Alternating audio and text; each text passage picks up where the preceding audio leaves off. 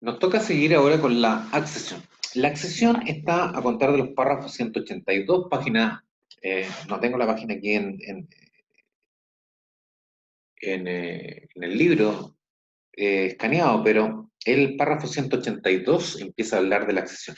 El profesor Petit trabaja muy bien el tema de la accesión en forma muy simple y en tres hojas, ¿ah? En tres hojas. Fundamentalmente en el 182, 183, 184, y después se va a la 186, donde aparecen los distintos tipos de accesión, que es la parte interesante, ¿ah? No olviden que la adquisición, volvemos a pensar que es un modo de adquirir el derecho real de dominio, o sea, cuando nos hacemos dueños o propietarios por accesión. Entonces, los invito a que lean al profesor Petit, pero vamos a seguir una estructura que más sistematizada que siguen los manuales. Pero a ver si cuando pueda voy a hacer un video YouTube sobre lo que se señala el profesor Petit, ¿no? Veamos lo que es la acción. Digamos que hay distintas definiciones, ¿no? Lo que es el gran principio acá es que cuando se pueda, y la gran regla general, es que los accesorios siguen la suerte principal. Las accesiones son la unión o la reunión de dos cosas distintas que forman una cosa diferente, ¿no? Entonces, bueno, si Aulo Egidio pone algo, Numerión Egidio pone otra cosa y se juntan ahí, bueno, ¿cómo lo hacemos? ¿De quién es el propietario de esto que se resuelve? Bueno, el gran principio para resolver esto, la accesión, es que lo principal sigue, los accesorios siguen la suerte de lo principal. A excesión cuando una cosa se adhiere a otra de forma inseparable. La adquisición es definitiva. Y si es definitiva, aquí hay un principio de que a la otra parte que va a dejar de ser propietario, que deja su especie, porque se junta a otra que es principal, debe ser indemnizado. Eso es algunos conceptos generales de accesión. Digamos los requisitos generales. Si bien es cierto, estos requisitos son más para cosas de accesión de mueble a mueble, o de mueble a inmueble, pero en términos generales podemos coincidir que las reglas generales como punto de partida para resolver quién queda como propietario de esta reunión de cosas distintas que forman un ente distinto, un ente independiente, la otra dos, es primero que haya una cosa principal accesoria. Que esta cosa que se junte con otra sea resultante, la unión sea un todo homogéneo. Y que la unión de estas dos cosas no se produzca por voluntad común de ambos dueños, sino por obra del azar o de uno solo de ellos. Y que la cosa accesoria fuese red nulo o del dominio de otra persona. Estos son los requisitos de la accesión. A ver, eh, siempre puede existir, va a existir una propiedad sobre esa cosa que se forme nueva. La verdad es que no. La verdad es que no, y esto también lo señala el profesor Pedro. Si se juntan dos cosas y esta unión es de carácter indestructible, sí, ahí va a ser una unión definitiva. Pero si no, va a ser temporal. Y así lo señala Fiancé en el párrafo 183, dice. Verdadero límite al alcance de la adquisición por accesión. Si la separación de las dos cosas es posible, dice, y está permitida, y el que era propietario de la accesoria la hace ejecutar, esta cosa retorna a su propia individualidad y vuelve desde luego a su primitivo amo, quien puede siempre reivindicarla. La adquisición solo ha sido temporal. Pero, si la fuerza de las cosas o razones de interés general dieran a la incorporación de la accesoria a la principal un carácter indestructible, la adquisición será definitiva, salvo la indemnización para el propietario despojado. Lo mismo ocurre cuando la separación es posible si el propietario de lo accesorio prefiere ser indemnizado, lo cual sucede con mucha frecuencia.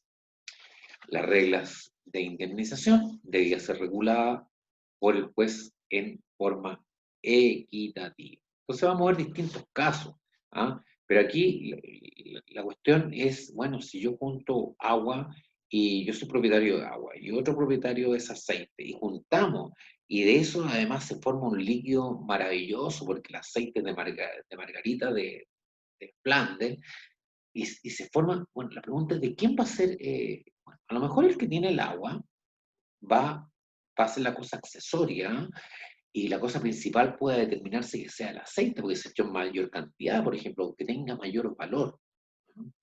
Entonces, en definitiva, bueno, el que tenga el agua, el propietario menor, va a tener que ser indemnizado. Si es que ese ente independiente pasa a ser propietario del dueño del aceite. Clasificación. Aquí están los distintos temas de accesión, ¿eh?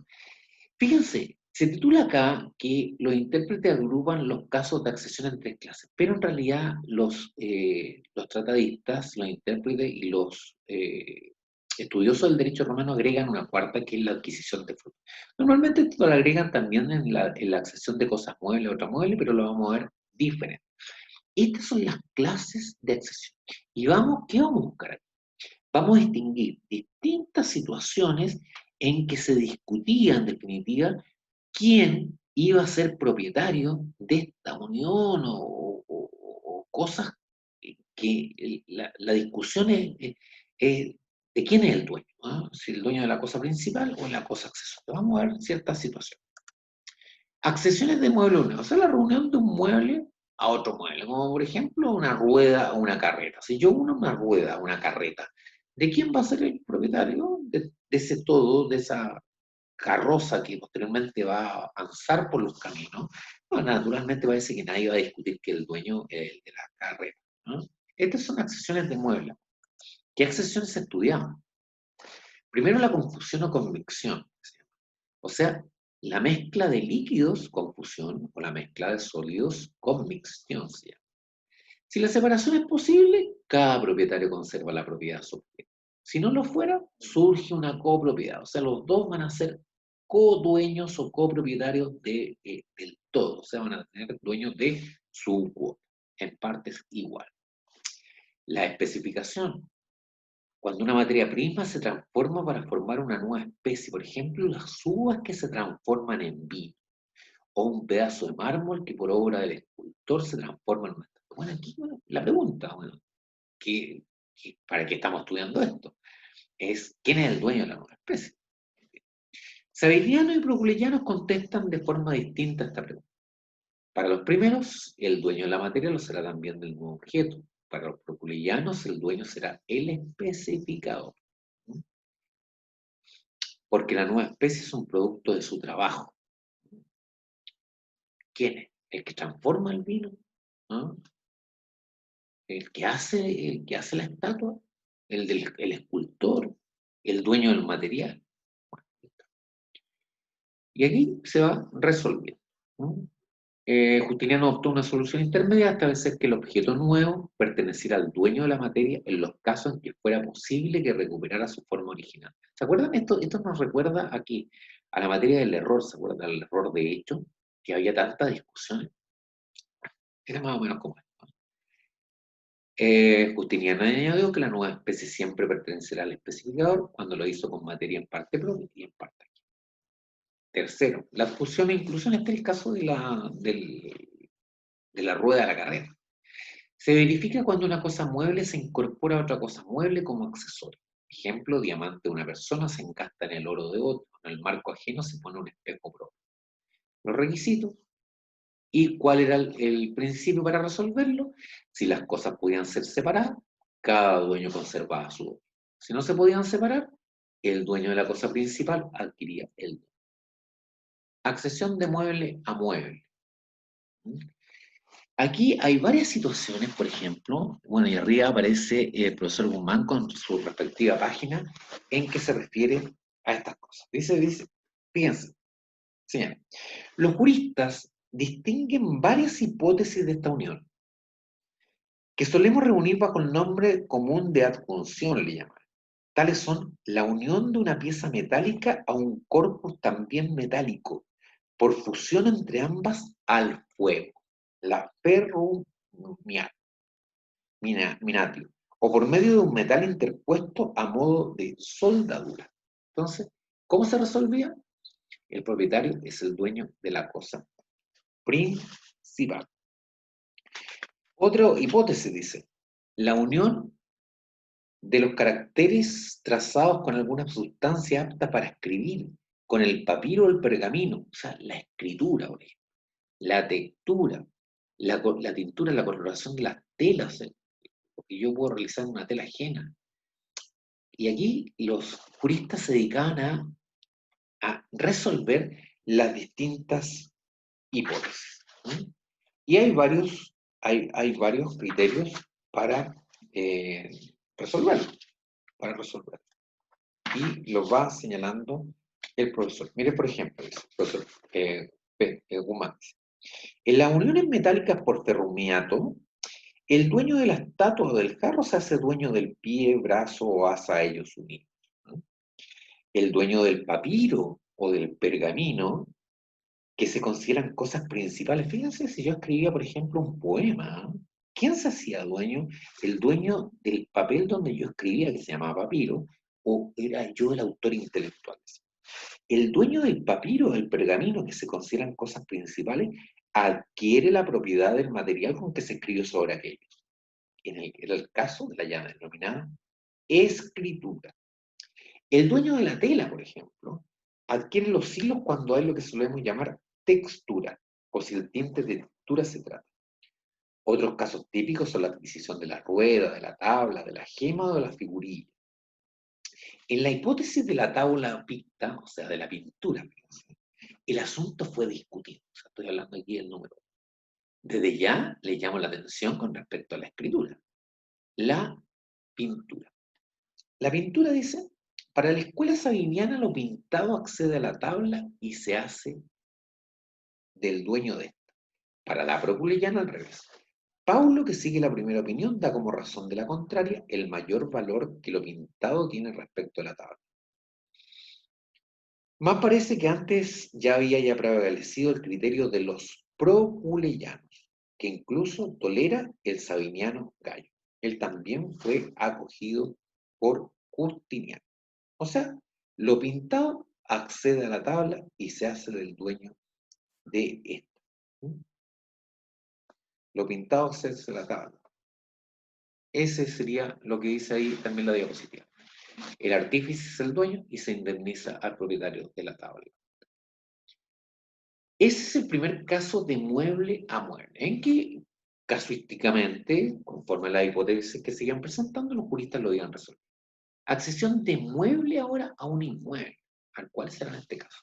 Por ejemplo, la siembra. Yo voy al campo ajeno y siembro, bueno, y surge no sé, una baltajás. ¿De quién es el árbol de baltajás? Esa es la pregunta. O las semillas sembradas que dan lechuga, no sé, las plantaciones, o si yo construyo una edificación. ¿Quiénes son los propietarios? Y aquí se empiezan a dilucidar. Con respecto a la siembra y la plantación, el propietario del terreno es el dueño de la planta, semilla o árbol desde que de los sembrados empieza a germinar. Es la edificación.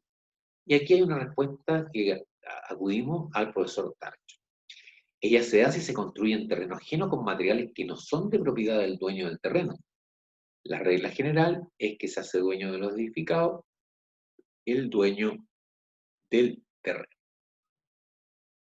Ahí están en realidad, los principios. No nos detengamos más. Accesión de inmueble a inmueble. Aquí ya son casos un poquito más difíciles de encontrar en la práctica, pero que les insisto, eran motivo de estudio de los romanos en ese tiempo. Avulsión, que tiene lugar cuando una porción de terreno arrancada por la corriente de un río se incorpora a otro fondo. Ustedes ya se podrán imaginar la figura en que consistirá este caso de avulsión. Bueno, pero nuevamente la discusión era, ¿quién se hacía dueño de este nuevo pedazo de tierra? Y se entendía que cuando los árboles arrancados junto con la tierra hubieran echado raíces, o cuando el tiempo transcurrido fuese imposible distinguirlo anexionado. Mientras no se verifique, el dueño del fondo mermado puede ejercer la acción reivindicatoria. O sea, si a mí se me desprende cierto terreno, una porción de terreno de mi tierra, mientras no se pueda destruir o extinguir lo anexado, yo voy a seguir siendo propietario y puedo ejercer la acción reivindicatoria. Otro caso, la aluvión. Incremento constante e imperceptible en los fondos ribereños por el retiro de las aguas. O sea, se va retirando el agua y va bajando un terreno. Bueno, ¿de quién es? Bueno, el dueño del predio ribereño. ¿Mm? Para algunos una compensación por el riesgo que corre al colindar con el agua. Otro caso, la isla nacía en un río. Fíjense los casos. Si nace en medio del río, la propiedad les corresponde a todos los propietarios del fondo ribereño. De lo contrario, pertenece a los ribereños del lado donde se encuentra. Río que abandona su cauce y será propiedad de los ribereños de acuerdo con la regla precedente. De la adquisición de los frutos. Aquí lo señala el profesor Guzmán en la página 616 y se refiere a modo de accesión. Fíjense, modo de accesión es curioso, ¿eh? En una primera instancia como que uno cuesta, bueno, ¿qué tiene que ver esto de la adquisición de los frutos? Bueno, lo que pasa es que el fruto está unido a un determinado árbol, fundamentalmente se hace referencia a los frutos naturales. Bueno, pero ¿qué pasa con esto? Y se trata dentro de la, de la, de la ocupación como figura independiente, o de la ocupación o como figura independiente o dependiente de la accesión. ¿Ah? Pero lo vamos a tratar en forma de... Veamos el caso. Mientras un fruto natural se encuentra en estado de dependencia, esto unido físicamente al bien fructuario, es parte de él. O sea, no hay ninguna discusión, no existe como cosa independiente, de modo que sigue el estatuto jurídico de dicho bien y lo mismo que sus demás partes pertenecen a él, ¿no? Cuando hay un fruto que está unido a la cosa que lo produce, naturalmente pertenece al dueño de la cosa que lo produce. Aquí parece que no hay discusión. Pero ¿dónde se formaba la discusión, especialmente en materia de ocupación? Dice, una vez separado de la cosa fructuaria el fruto, sea por causas naturales como la maduración o el nacimiento en el caso de los partos de animales, sea por causas externas como el viento, sea por acto de una persona, recién entonces hay propiamente un fruto como cosa autónoma. Y entonces dice, preséntase el problema de determinar a quién pertenece. Digamos nuevamente la regla general. En el derecho clásico, la regla general es que los frutos pertenecen al dueño de la cosa fructuaria. O sea, sigue el mismo problema. Por el solo y mero hecho de la separación natural provocada por accidente o por él o un tercero, y con o sin conocimiento de haber tenido lugar la adquisición. La separación. La adquisición es en consecuencia automática. De hecho, es la manifestación del derecho de usar la cosa por parte del propietario de la cosa principal. Pero ahora bien, la cosa entraba en problemas cuando empezamos a distinguir de qué pasaba cuando yo, por ejemplo, le entregaba un fondo en arrendamiento. El arrendatario era además propietario de los frutos o era propietario el dueño del terreno, porque solamente el arrendatario lo tenía como un mero tenedor. Bueno, y ahí sí que cuando existía un derecho real, un fruto, como lo vamos a ver más adelante, porque no es otra cosa que el derecho de gozar de una cierta cosa, eh, o un contrato, claro, ahí el dueño de los frutos era el que, con quien se había celebrado el contrato. O sea, si yo, por ejemplo, eh, dijimos en un momento que los productos, por ejemplo, le pertenecen siempre al propietario. Pero, por ejemplo, si yo estoy arrendando, eh, los frutos naturales que me produzca la cosa va a pertenecer al arrendatario. Y lo mismo va a pasar también con el precarista, que vamos a ver después quién es el usufructuario. Pero solamente lo estamos mencionando, porque también dice, pasa lo mismo con el verticalista. Y si ustedes se acuerdan, pasa también con el poseedor de buena fe. Y así lo agrega el profesor Guzmán. En la misma condición que el dueño se encuentra el poseedor de buena fe. Al respecto se lo considera en lugar del dueño. Si es demandado por la acción reivindicatoria y resulta vencido, su adquisición queda limitada a los frutos separados antes de la litis contestación. En el derecho justinaneo, los frutos separados ante la litis contestación y todavía existentes después no pertenecen al poseedor de buena fe, sino al dueño, pero no debe reembolsar al consumidor. Esto lo van a ver en civil cuando analicen bien los efectos de la acción reivindicatoria. Pero quedémonos en cuanto a la adquisición de los frutos, como esta figura independiente entre la accesión mientras pertenecen al árbol, o la ocupación cuando se separan de la cosa fructífera. La regla general es que las cosas pertenecen a los frutos, pertenecen al dueño de la cosa principal, de la cosa que los produce. Pero las excepciones son, por ejemplo, si se ha entregado un derecho real, como por ejemplo el derecho real de usufructo, que lo vamos a ver, o se ha celebrado un contrato, el típico contrato, un contrato de arrendamiento. Yo le doy mi caballo para que corra o le dejo, no sé, un fondo y él se hace dueño de los fondos. Entonces, ya ahí cuando entrego, siendo propietario, entrego la cosa en arrendamiento, ahí naturalmente que el arrendatario se va a hacer dueño de y lo mismo pasa con el poseedor de buena fe, que va a ser propio los frutos, o sea, el poseedor de buena fe, ya no quiero volver más atrás sobre esto, el poseedor de buena fe, que no es propietario, él se hace dueño de los fondos, de los frutos, digamos, hasta la litis contestación. Eso es con respecto a... Y nos falta ver ahora la tradición, que es el modo de adquirir más importante de todos los que vamos a estudiar y aquí lo vamos a hacer en otro video.